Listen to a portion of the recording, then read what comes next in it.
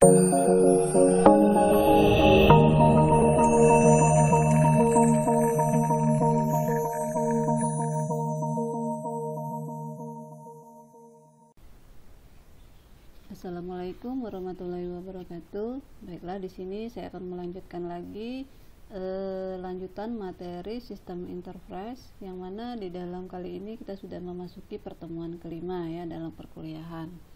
Baiklah, di dalam pertemuan kelima ini saya akan menyampaikan materi mengenai SCM dan CRM itu tersendiri ya. Jadi saya akan melanjutkan lebih detailnya SCM dengan CRM itu sendiri.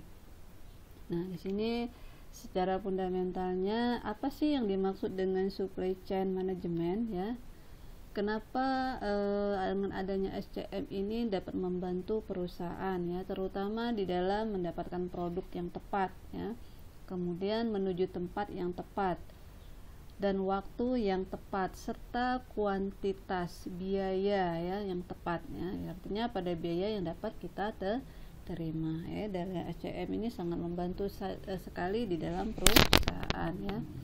Nah, di sini saya akan menjelaskan apa sih supply chain itu ya. Supply chain ini adalah hubungan timbal balik ya. Hubungan timbal balik ini maksudnya hubungan supplier dengan customer, dengan distributor dan bisnis lainnya. Kemudian hubungan timbal balik yang dibutuhkan di dalam mendesain ya, kemudian membangun dan menjual produk itu sendiri. Masing-masing dalam proses supply chain ini kita harus mempunyai nilai tambah ya, yang mana pada nilai tambah itu berpengaruh pada produk atau jasa yang sering dihasilkan oleh si perusahaan itu sendiri ya. Jadi itu yang dimaksudkan dengan supply chain itu tersendiri ya. Kemudian di sini ada saya gambarkan hubungan supplier, kemudian manufakturnya, retailnya, kemudian customernya ya. Artinya mereka terhubung saling berkolaborasi melalui fasilitas IT, yaitu internet itu sendiri, yang mana di dalam ini sering kita sebut dengan mereka selalu share melalui market data tersebut ya. Nah, adapun di sini tahapan-tahapannya supply chain dan life cycle-nya, yaitu mengenai komitmen, schedule-nya, kemudian make dan deliver-nya. SCM itu sendiri dia menentukan strategi ya, strategi sourcing and prosedurnya dari segi prokesnya, demand planning-nya ya. Kemudian customer order melalui fulfillment ataupun service-nya. Kemudian didistribusikan melalui sebuah jaringan ya, dan data warehouse melalui operationnya. Produknya dikelolakan oleh si bagian logistik ya, mengenai transparansinya, shipment dan manajemennya ya. Kita lihat di sini apa sih electronic data interchange ya, yang mana salah satu penggunaan teknologi informasi di awal untuk menggunakan supply chain management ya. Kita menggunakan fasilitas teknologi informasinya dulu. Kemudian pertukaran elektronik. Apa sih pertukarannya? Yaitu berupa dokumen transaksi bisnis ya antara supply chain trendingnya ya melalui partner ya. Kemudian otomatisasi yang hampir lengkap ya melalui proses e-commerce supply chain itu tersendiri ya. Kemudian banyak lagi transaksi-transaksi yang terpikir melebihi internet ya, yaitu dengan menggunakan keamanan jaringan pribadi ya. Nah, di sini mereka berkolaborasi lagi, yang mana di sini ada forecast-nya ya, ada suppliernya, kemudian ada proses pembayarannya melalui sebuah bank ya. Mereka melakukan pembayarannya ya, yang mana antara forecast berhubungan dengan forecast order chain-nya, receive-nya ya, and payment-nya ya, antara forecast dengan supplier. Transaksi yang dilakukan antara supplier dengan pihak bank yaitu melalui deposit payment ya. Kemudian ada lagi antara supplier bank dengan purchase ya, transaksi pengiriman ya, artinya transfer ya. Kemudian paymentnya berhubungan lagi dengan purchase, itu artinya proses transaksi pembayarannya.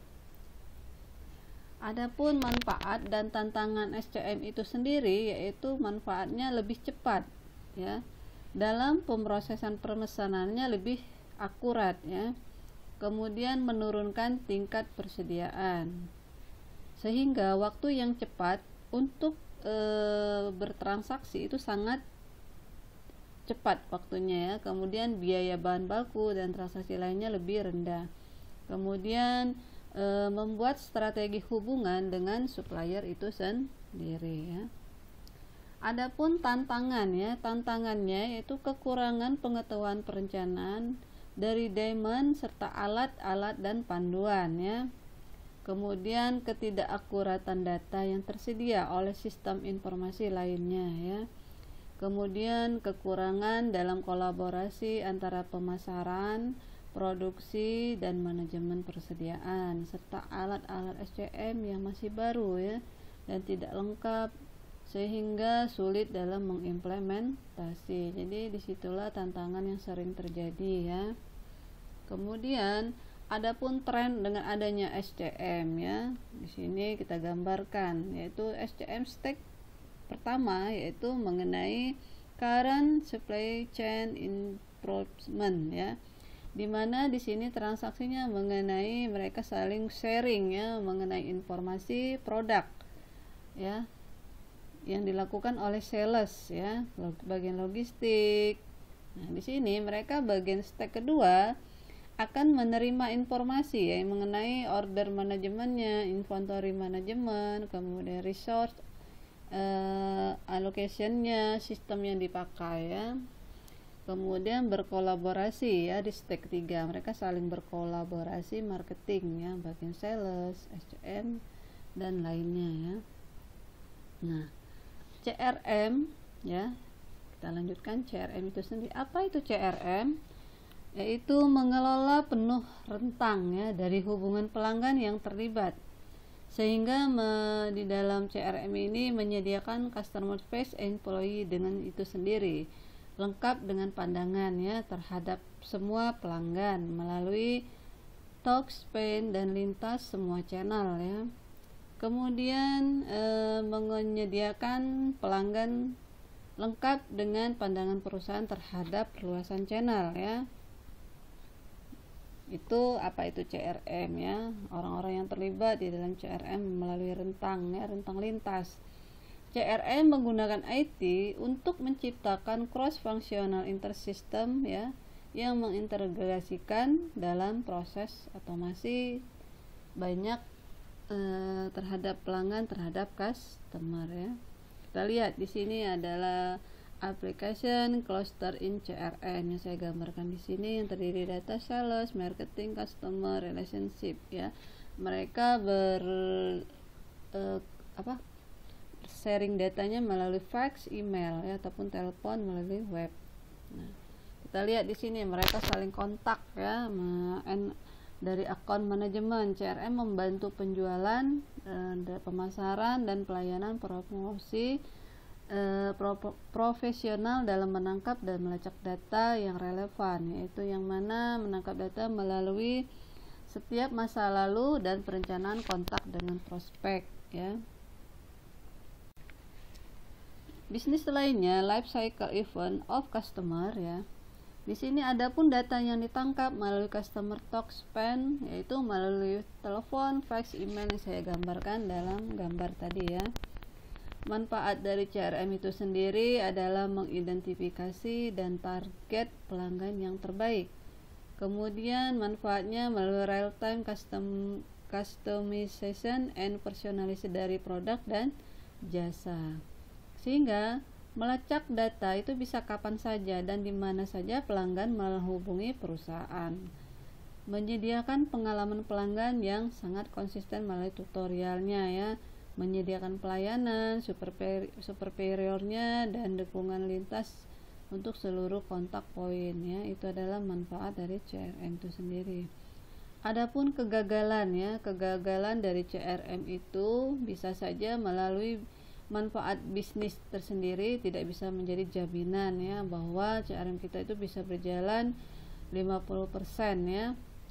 Tidak bisa menjanjikan juga hasil produksinya sesuai dengan yang kita harapkan terhadap hubungan dengan pelanggan ya.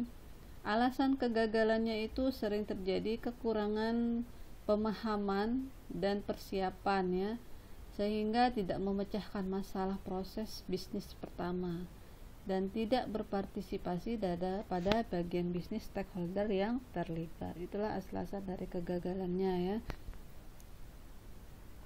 Nah, pada pertemuan kelima ini saya mengadakan kuis, silakan dikerjakan.